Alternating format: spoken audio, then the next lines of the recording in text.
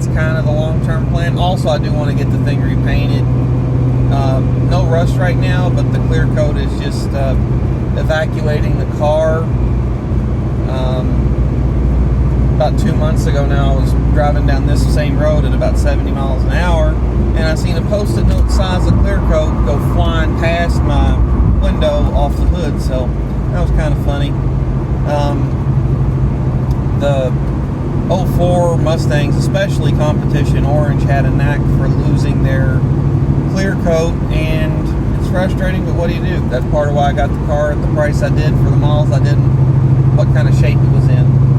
So that's what I got on this one, folks. Y'all take care. Thanks for tuning in. Catch y'all next time. See ya.